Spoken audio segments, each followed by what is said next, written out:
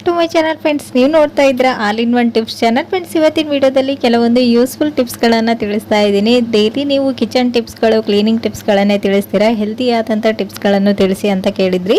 So ಹಾಗಾಗಿ ಇವತ್ತಿನ ವಿಡಿಯೋದಲ್ಲಿ ಆ ಒಂದು ಟಿಪ್ಸ್ ಕೂಡ ತಿಳಿಸ್ತಾ ಇದ್ದೀನಿ. ಸೊ ಫ್ರೆಂಡ್ಸ್, ಬನ್ನಿ ಹಾಗಾದರೆ ತಡ ಮಾಡ್ದೇನೆ ವಿಡಿಯೋನ ಸ್ಟಾರ್ಟ್ ಮಾಡೋಣ. ವಿಡಿಯೋನ ಎಲ್ಲಿ ಸ್ಕಿಪ್ ಮಾಡದೆ ನೋಡಿ. ಈ ಎಲ್ಲ ಟಿಪ್ಸ್ಗಳು ನಿಮಗೆ ಖಂಡಿತ ಯೂಸ್ಫುಲ್ ಆಗುತ್ತೆ, ಓಕೆನಾ? ಸೊ ಫ್ರೆಂಡ್ಸ್, ಬನ್ನಿ ಮೊದಲೇ ಟಿಪ್ ಯಾವುದಂತೇಳಿ ನೋಡ್ಕೊಂಬರೋಣ. ಸೊ ಈ ರೀತಿ ನಾವು ಸೋಜಿ ಪ್ಯಾಕೆಟ್ಗಳನ್ನು ಗ್ರೋಸರಿಯಲ್ಲಿ ತಂದೆ ತರ್ತೀವಿ. ಸೊ 15 ಡೇಸ್ಗಿನ್ನ ಜಾಸ್ತಿ ದಿನ ಇಟ್ಬಿಟ್ರೆ ಇದರಲ್ಲಿ ಹುಳುಗಳು ಸೇರ್ಕೊಳ್ಳೋದು, ನುಸಿ ಆಗೋದು ಆ ರೀತಿ ಆಗ್ತಾ ಇರುತ್ತೆ. ಇವಾಗ ಸ್ವಲ್ಪ ಕೂಲ್ ವೆದರ್ ಇರೋದ್ರಿಂದ ಈ ಒಂದು ಪ್ರಾಬ್ಲಮ್ ಜಾಸ್ತಿ ಆಗುತ್ತೆ ಅಂತಲೇ ಹೇಳ್ಬೋದು. ಸೊ ಅವಾಗ ನಾವು ಇದನ್ನು ಹೇಗೆ ಸ್ಟೋರ್ ಮಾಡೋದು, ಹುಳುಗಳು ಬೀಳದೆ ಹಾಗೆ ಅಂತೇಳಿ ಈ ಒಂದು ಟಿಪ್ಸ್ನ ತಿಳಿಸ್ತಾ ಇದ್ದೀನಿ. ಸೊ ಇಲ್ಲಿ ನೋಡ್ತಾ ಇದ್ದೀರಾ, ನಾವು ತಂದಂಥ ಈ ಒಂದು ಬಾಂಬೆ ರವನ ಒಂದ್ಸರಿ ಈ ರೀತಿ ಪ್ಯಾನನ್ನು ಬಿಸಿ ಮಾಡಿಕೊಂಡು ಒಂದು ಸ್ವಲ್ಪ ಲೈಟಾಗಿ ಘಮ ಬರೋವರೆಗೂ ಈ ಒಂದು ರವೆನ ಫ್ರೈ ಮಾಡ್ಕೊಳ್ಬೇಕು. ಈ ರೀತಿ ಫ್ರೈ ಮಾಡಿಕೊಂಡು ನೀವು 2 ಮಂತ್ಸ್ ಇಟ್ರು ಇದರಲ್ಲಿ ಹುಳು ಆಗಿರ್ಬೋದು, ನುಸಿ ಆಗಿರ್ಬೋದು ಸೇರ್ಕೊಳ್ಳೋದಿಲ್ಲ. ಇದನ್ನ ನಂತರ ಕೂಲ್ ಆದ್ಮೇಲೆ ಒಂದು ಏರ್ ಕಂಟೈನರ್ ಬಾಕ್ಸ್ ಅಲ್ಲಿ ಹಾಕಿ ಸ್ಟೋರ್ ಮಾಡಬಹುದು. ನೀವು ಈ ರೀತಿ ಮಾಡೋದಕ್ಕಾಗಲ್ಲ ಅಂದ್ರೆ ನೀವು ತಂದ ತಕ್ಷಣ ಇದನ್ನ ಫ್ರಿಜ್ ಅಲ್ಲಿ ಇಟ್ಕೊಂಡ್ರು ಕೂಡ ಹುಳು ಆಗಿರ್ಬೋದು, ನುಸಿ ಏನು ಸೇರ್ಕೊಳ್ಳೋದಿಲ್ಲ. ತುಂಬಾ ದಿನಗಳ ಕಾಲ ಈ ಸೂಜಿ ಬಾಂಬೆ ರವ ಫ್ರೆಶ್ ಆಗಿರುತ್ತೆ. ಸೊ ಈ ಒಂದು ಟಿಪ್ಸ್ ಕೂಡ ಈ ಒಂದು ಸೀಸನ್ ಅಲ್ಲಿ ಖಂಡಿತ ಯೂಸ್ಫುಲ್ ಆಗುತ್ತೆ. ಒಂದ್ಸರಿ ಟ್ರೈ ಮಾಡಿ ನೋಡಿ, ಓಕೆನಾ? ಸೊ ನೆಕ್ಸ್ಟ್ ಟಿಪ್ ಬಂದು ಇಲ್ಲಿ ನೋಡ್ತಾ ಇರ್ಬೋದು, ಈ ರೀತಿ ಆಯಿಲಿ ಆಗಿರುವಂತಹ ಪಾತ್ರೆಗಳನ್ನು ನಾವು ಸಾಬೂನು ಇಲ್ಲಾರ್ದೇ ಯಾವ ರೀತಿ ಕ್ಲೀನ್ ಮಾಡ್ಕೊಳ್ಳೋದು ಅಂತೇಳಿ ತೋರಿಸ್ತಾ ಇದ್ದೀನಿ. ಈ ರೀತಿ ಕ್ಲೀನ್ ಮಾಡ್ಕೊಳ್ಳೋದ್ರಿಂದ ನೀವು ತುಂಬ ಟೈಮ್ನ ಉಳಿಸ್ಬೋದು. ಈ ರೀತಿ ಜಿಡ್ಡಾಗಿರುವ ಪಾತ್ರೆಗಳನ್ನು ಕ್ಲೀನ್ ಮಾಡ್ಕೊಳ್ಳೋಕೆ ಹೋದರೆ ಸ್ಕ್ರಬ್ಬರ್ ಎಲ್ಲನೂ ವೇಸ್ಟ್ ಆಗ್ತಾ ಇರುತ್ತೆ, ಹಾಗೆಯೇ ಸಾಬೂನು ಕೂಡ ವೇಸ್ಟ್ ಆಗ್ತಾ ಇರುತ್ತೆ. ಸೊ ಆವಾಗ ನೀವು ಈ ಒಂದು ಟಿಪ್ಸ್ನ ಟ್ರೈ ಮಾಡ್ಬೋದು. ಜಸ್ಟ್ ಆಯಿಲಿ ಆಗಿರುವಂಥ ಪಾತ್ರೆಗಳ ಮೇಲೆ 1 ಟೇಬಲ್ ಸ್ಪೂನಷ್ಟು ಈ ಹಿಟ್ಟನ್ನು ಹಾಕ್ಬೋದು. ಯಾವ ಹಿಟ್ಟಾದ್ರೂ ಈ ರೀತಿ ಹಿಟ್ಟನ್ನು ಹಾಕಿ ಇದನ್ನು ರಬ್ ಮಾಡಿಕೊಂಡು ನೀವು ಈ ಹಿಟ್ಟನ್ನು ತೆಗೆಯೋದ್ರಿಂದ ಇದರಲ್ಲಿ ಎಷ್ಟು ಆಯಿಲಿ ಇದ್ರೂ ಅದೆಲ್ಲನೂ ರಿಮೂವ್ ಆಗಿಬಿಡುತ್ತೆ. ನೀವು ಈಸಿಯಾಗಿ ಇದನ್ನು ಕ್ಲೀನ್ ಮಾಡ್ಕೊಳ್ಬೋದು. ಜಸ್ಟ್ ನೀರು ಸ್ವಲ್ಪ ಮಣ್ಣು ಹಾಕಿ ತಿಕ್ಕಿದ್ರೂ ಹೋಗ್ಬಿಡುತ್ತೆ. ಇದಕ್ಕೆ ಸಾಬೂನು ಬೇಕಂತೇನೇ ಇಲ್ಲ, ಸ್ವಲ್ಪ ಸಾಬೂನು ಹಚ್ಚಿದ್ರೂ ಬೇಗನೆ ಕ್ಲೀನ್ ಆಗುತ್ತೆ. ಒಂದು 10 ಮಿನಿಟ್ಸಲ್ಲಿ ಮಾಡುವಂಥ ಕೆಲಸನ ನೀವು 5 ಮಿನಿಟ್ಸಲ್ಲೇ ಮುಗಿಸ್ಬೋದು. ಸೊ ಈ ಒಂದು ಟಿಪ್ಸ್ ಖಂಡಿತ ಯೂಸ್ಫುಲ್ ಆಗುತ್ತೆ, ಟ್ರೈ ಮಾಡಿ ನೋಡಿ. ಸೊ ನೋಡ್ತಾ ಇರ್ಬೋದು ಇಲ್ಲಿ ಪಾತ್ರೆಗಳು ಎಷ್ಟು ಕ್ಲೀನ್ ಆಗಿದೆ ಅಂತ. ಸೊ ಮನೆಯಲ್ಲಿ ನಾವು ಏನಾದರೂ ಫ್ರೈ ಮಾಡ್ತಾನೆ ಇರ್ತೀವಿ. ಸೊ ಅವಾಗ ಜಾಸ್ತಿ ಪಾತ್ರೆಗಳಿದ್ರೆ ಜಾಸ್ತಿ ಟೈಮ್ ವೇಸ್ಟ್ ಆಗ್ತಾ ಇರುತ್ತೆ. ಸೊ ಆವಾಗ ಈ ಒಂದು ಟಿಪ್ಸ್ನ ಟ್ರೈ ಮಾಡಿ ನೋಡಿ, ಓಕೆನಾ? ಸೊ ನೆಕ್ಸ್ಟ್ ಟಿಪ್ ಬಂದು ಇಲ್ಲಿ ನೋಡ್ತಾ ಇರ್ಬೋದು, ಎಲ್ಲರ ಮನೆಯಲ್ಲಿ ಈ ಪ್ರಾಬ್ಲಮ್ ಇದ್ದೇ ಇರುತ್ತೆ ಅಂತಲೇ ಹೇಳ್ಬೋದು. ಯಾಕಂದರೆ ಮಿಕ್ಸಿ ಜಾರ್ಗಳಲ್ಲಿ ರಬ್ಬರ್ನ ಹಾಕೋದ್ರಿಂದ ನೀವು ಈ ಒಂದು ಪ್ರಾಬ್ಲಮ್ಸ್ನ ಸಾಲ್ವ್ ಮಾಡ್ಬೋದು. ಅದು ಹೇಗೆ ಅಂತೇಳಿ ತೋರಿಸ್ತಾ ಇದ್ದೀನಿ. ಇಲ್ಲಿ ನೋಡ್ತಾ ಇದ್ರೆ ಈ ರೀತಿ ಮಿಕ್ಸಿ ಜಾರ್ ಕ್ಯಾಪ್ಗಳಿಗೆ ರಬ್ಬರನ್ನು ಕೊಟ್ಟಿರ್ತಾರೆ. ಈ ರೀತಿ ರಬ್ಬರ್ ಇರುವಂಥ ಕ್ಯಾಪನ್ನು ಇಡೋದ್ರಿಂದ ಅದರಲ್ಲಿ ಹಾಕುವಂಥ ಚಟ್ನಿ ಆಗಿರ್ಬೋದು, ಪುಡಿ ಆಗಿರ್ಬೋದು ಔಟ್ಸೈಡ್ ಏನೂ ಬರೋದಿಲ್ಲ. ಸೊ ಈ ಒಂದು ರಬ್ಬರ್ ಬೇಗನೆ ರಿಮೂವ್ ಆಗ್ತಾ ಇರುತ್ತೆ ಸ್ವಲ್ಪ ದಿನ ಯೂಸ್ ಮಾಡಿದ ನಂತರ. ಸೊ ಇದನ್ನು ನೀಟಾಗಿ ಯಾವ ರೀತಿ ಇಟ್ಕೊಳ್ಳೋದಂದರೆ ಈ ರೀತಿ ನಾನು ವಿಡಿಯೋದಲ್ಲಿ ತೋರಿಸ್ದಾಗೇ ಈ ರಬ್ಬರ್ ಒಳಗಡೆ ನೀವು ಈ ರೀತಿ ರಬ್ಬರ್ನ ಹಾಕೋದ್ರಿಂದ ಇದು ನೀಟಾಗಿ ಕೂತ್ಕೊಳ್ಳುತ್ತೆ. ನೀವು ತೆಗಿಯೋವರೆಗೂ ಅದು ಔಟ್ಸೈಡ್ ಬರೋದಿಲ್ಲ. ಹಾಗೇನೆ ಈ ಮಿಕ್ಸಿ ಜಾರಲ್ಲಿ ಹಾಕಿರುವಂಥ ಚಟ್ನಿ ಪುಡಿಗಳಾಗಿರ್ಬೋದು ಏನು ಔಟ್ಸೈಡ್ ಬರೋದಿಲ್ಲ. ರಬ್ಬರ್ ಹಾಳಾದ್ರಲ್ವಾ ಅದು ಔಟ್ಸೈಡ್ ಬರೋದು.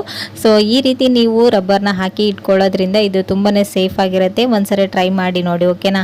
ಸೊ ನೋಡ್ತಾ ಇರ್ಬೋದು ವಿಡಿಯೋದಲ್ಲಿ ಈ ರೀತಿ ಹಾಕಿ ನೀವು ಕ್ಲೋಸ್ ಮಾಡೋದ್ರಿಂದ ಮಿಕ್ಸಿ ಜಾರ್ ಕ್ಯಾಪ್ ತುಂಬಾ ನೀಟಾಗಿ ಕೂತ್ಕೊಳ್ಳುತ್ತೆ. ಸೊ ಯಾರಿಗೆಲ್ಲ ಈ ಒಂದು ಟಿಪ್ಸ್ ಯೂಸ್ಫುಲ್ ಆಯ್ತು ಅಂತಲೂ ಕೂಡ ಕಮೆಂಟಲ್ಲಿ ತಿಳಿಸಿ. ಸೊ ನೆಕ್ಸ್ಟ್ ಟಿಪ್ ಬಂದು ಇಲ್ಲಿ ನೋಡ್ತಾ ಇರ್ಬೋದು, ಈ ರೀತಿ ಅವಲಕ್ಕಿಗಳನ್ನು ನಾವು ಸ್ನ್ಯಾಕ್ಸ್ ಮಾಡೋದಕ್ಕೆ ಅಥವಾ ಬ್ರೇಕ್ಫಾಸ್ಟ್ನ ರೆಡಿ ಮಾಡ್ಕೊಳ್ಳೋದಕ್ಕೆ ತೊಗೊಂಡು ಬಂದಿರ್ತೀವಿ. ಸ್ವಲ್ಪ ಯೂಸ್ ಮಾಡಿ ಹಾಗೇನೆ ಬಿಟ್ಬಿಟ್ರೆ ಇದರಲ್ಲಿ ಉಂಡೆ ಕಟ್ಟೋದು, ಹುಳುಗಳು ಸೇರ್ಕೊಳ್ತಾ ಇರುತ್ತೆ. ಇವಾಗ ಸ್ವಲ್ಪ ಕೂಲ್ ವೆದರ್ ಇರೋದ್ರಿಂದ ಇದು ಸ್ಮೂತ್ ಆಗಿಬಿಟ್ರೆ ಅಂತೂ ಇದರ ಟೇಸ್ಟ್ ಹಾಳಾಗ್ತಾ ಇರುತ್ತೆ. ಸೊ ಆವಾಗ ನೀವು ಈ ರೀತಿ ಇಟ್ಕೊಳ್ಳೋದು ಬೆಸ್ಟು. ಸೊ ಇಲ್ಲಿ ನೋಡ್ತಾ ಇದ್ರೆ ನಾನು ಇದರಲ್ಲಿ ಒಂದು 5-6 ಬ್ಯಾಡಗಿ ಮೆಣಸಿನ್ಕಾಯಿನ ಹಾಕ್ತಾ ಇದ್ದೀನಿ. ಇದರ ಸ್ಮೆಲ್ಗೆ ಇದರಲ್ಲಿ ಹುಳುಗಳು ಸೇರ್ಕೊಳ್ಳೋದು ಅಥವಾ ನುಸಿ ಆಗೋದು ಏನೂ ಆಗೋದಿಲ್ಲ. ಸೊ ಹಾಗಾಗಿ ನಾನು ಈ ಒಂದು ಒಣ ಮೆಣಸಿನ್ಕಾಯಿನ ಹಾಕಿ ಇಡ್ತಾ ಇದ್ದೀನಿ. ನಂತರ ಇದನ್ನ ಈ ರೀತಿ ನೀವು ನೀಟಾಗಿ ಕ್ಲೋಸ್ ಮಾಡ್ಕೊಳ್ಬೇಕು. ವಿಡಿಯೋದಲ್ಲಿ ತೋರಿಸಿದಾಗೇನೆ ನೀಟಾಗಿ ಕ್ಲೋಸ್ ಮಾಡಿಕೊಂಡು ಮನೆಯಲ್ಲಿ ಎಕ್ಸ್ಟ್ರಾ ಪಿನ್ಗಳಂತೂ ಇದೇ ಇರುತ್ತೆ. ಈ ರೀತಿ ಟಿಕ್ ಟಾಕ್ ಪಿನ್ಗಳನ್ನು ನೀವು ಸೈಡಲ್ಲಿ ಈ ರೀತಿ ನೀವು ಇದನ್ನು ಕ್ಲೋಸ್ ಮಾಡ್ಕೊಳ್ಳೋದ್ರಿಂದ ಇದರಲ್ಲಿ ಗಾಳಿ ಏನು ಹೋಗೋದಿಲ್ಲ. ಅವಾಗ ಇದು ಫ್ರೆಶ್ ಆಗಿ ಚೆನ್ನಾಗಿರುತ್ತೆ. ನೀವು ಯಾವಾಗ ಯೂಸ್ ಮಾಡಿದ್ರೂ ಇದು ಟೇಸ್ಟಿಯಾಗಿ ಚೆನ್ನಾಗಾಗುತ್ತೆ. ಸೊ ಯಾವಾಗಲೂ ನೀವು ಹಾಗೇನೆ ಇಟ್ಕೊಂಡು ಇದನ್ನ ವೇಸ್ಟ್ ಮಾಡಿ ಬಿಸಾಕೋದಕ್ಕಿಂತ ಈ ರೀತಿ ಒಂದ್ಸರಿ ಟ್ರೈ ಮಾಡಿ ನೋಡಿ, ಓಕೆನಾ? ಸೊ ನೋಡ್ತಾ ಇರ್ಬೋದು ವಿಡಿಯೋದಲ್ಲಿ ಎಷ್ಟು ನೀಟಾಗಿ ಕಾಣಿಸ್ತಾ ಇದೆ ಅಂತ.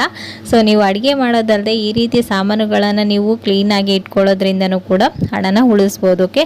ಸೊ ನೆಕ್ಸ್ಟ್ ಟಿಪ್ ಬಂದು ಹೆಲ್ದಿ ಟಿಪ್ ಅಂತಲೇ ಹೇಳ್ಬೋದು. ಸೊ ಟೀ ಕುಡಿಯೋದು ಯಾರಿಗೆಲ್ಲ ಅಭ್ಯಾಸ ಇದೆ, ಟೀ ಲವರ್ ಇರ್ತಿರಲ್ವಾ, ಅವರು ಟೀನ ಜಾಸ್ತಿನೇ ಕುಡಿತಾ ಇರ್ತಾರೆ ದಿನದಲ್ಲಿ. ಇವಾಗಂತೂ ಕೂಲ್ ವೆದರ್ ಇರೋದ್ರಿಂದ ಇನ್ನು ಸ್ವಲ್ಪ ಜಾಸ್ತಿನೇ ಟೀ ಕುಡಿತಾ ಇರ್ತಾರೆ. ಆದರೆ ಯಾವುದು ಓವರ್ ಆದರೆ ಆರೋಗ್ಯಕ್ಕೆ ಒಳ್ಳೆಯದಲ್ಲ. ಸೊ ಆವಾಗ ನೀವು ಟೀ ಕುಡಿಯೋರು ಈ ಒಂದು ಟಿಪ್ಸ್ನ ಟ್ರೈ ಮಾಡಲೇಬೇಕು. ಹೇಗಂತೇಳಿ ತೋರಿಸ್ತಾ ಇದ್ದೀನಿ. ಇಲ್ಲಿ ನೋಡ್ತಾ ಇದ್ರೆ ಹಲವಾರು ಬ್ರ್ಯಾಂಡ್ಗಳ ಟೀ ಪೌಡರ್ ಇವಾಗ ಅವೈಲೇಬಲ್ ಇದೆ. ಯಾವುದ್ಯಾವುದು ತಂದು ನೀವು ಯೂಸ್ ಮಾಡುವಾಗ ಈ ಒಂದು ಟಿಪ್ಸ್ನ ಟ್ರೈ ಮಾಡಿ ನೋಡಿ. ಸೊ ಇಲ್ಲಿ ನೋಡ್ತಾ ಇದ್ರೆ ಯಾವುದು ಟೀ ಚೆನ್ನಾಗಿರುತ್ತೆ ಟೀ ಪೌಡರ್ ಅಂತೇಳಿ ನಾನು ತೋರಿಸ್ತಾ ಇದ್ದೀನಿ. ಸೊ ಇಲ್ಲಿ ನೋಡ್ತಾ ಇದ್ರೆ ನಾನು 2 ಥರದ ಟೀ ಪೌಡರ್ಗಳನ್ನು ತೊಗೊಂಡಿದ್ದೀನಿ. ಇಲ್ಲಿ 2 ಬೌಲಲ್ಲಿ ನೀರನ್ನು ತಗೊಂಡು ಅದರಲ್ಲಿ ನಾವು ಈ ಒಂದು ಟೀ ಪೌಡರ್ನ ಹಾಕ್ಕೊಳ್ಬೇಕು. ಇಲ್ಲಿ ನಾನು ಔಟ್ಸೈಡ್ ಎಲ್ಲ ಸಿಗುತ್ತಲ್ವ ಕುಲ್ಲ ಟೀ ಪುಡಿ ಅಂತ ಹೇಳ್ತೀವಿ, ಅದನ್ನು ಒಂದು ಸೈಡ್ ಹಾಕಿದ್ದೀನಿ. ಹಾಗೆಯೇ ಬ್ರ್ಯಾಂಡೆಡ್ ಇರುತ್ತಲ್ವ ಅದೆಲ್ಲನೂ ಅಗ್ಮಾರ್ಕ್ ಇರುವಂತಹ ಒಂದು ಬ್ರ್ಯಾಂಡಿನ ಟೀ ಪುಡಿಯನ್ನು ಹಾಕಿದ್ದೀನಿ. ನಾನು ಇದೇ ಅದು ಅಂತ ಹೇಳ್ತಾ ಇಲ್ಲ, ಬಟ್ ನೀವು ತಂದಾಗ ಈ ಒಂದು ಟಿಪ್ಸ್ನ ಚೆಕ್ ಮಾಡಿ ನೋಡಬೇಕು. ಆವಾಗನೇ ನಿಮಗೆ ಹೆಲ್ತಿಗೆ ಒಳ್ಳೆಯದು. ಯಾಕಂದರೆ ಇದು ಟೀಗೆ ಕಲರ್ ಬಂದ್ರೇ ನಾವು ಟೀ ಚೆನ್ನಾಗಿದೆ ಅಂತ ಹೇಳ್ತೀವಿ. ಹಾಗಾಗಿ ಅದರಲ್ಲಿ ಜಾಸ್ತಿ ಕೆಮಿಕಲ್ ಇರುವಂಥ ಫುಡ್ ಕಲರ್ನ ಯೂಸ್ ಮಾಡಿರ್ತಾರೆ. ಸೊ ನಾವು ಟೀ ಕುಡಿಯೋದ್ರಿಂದ ಅದು